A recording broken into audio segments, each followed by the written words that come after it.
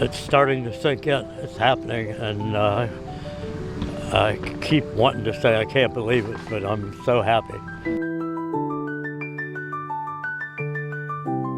You know, we've seen all the hard work and effort that these veterans and first responders put in every day, and we figured, you know, if we can help some of them out, we're going to do that.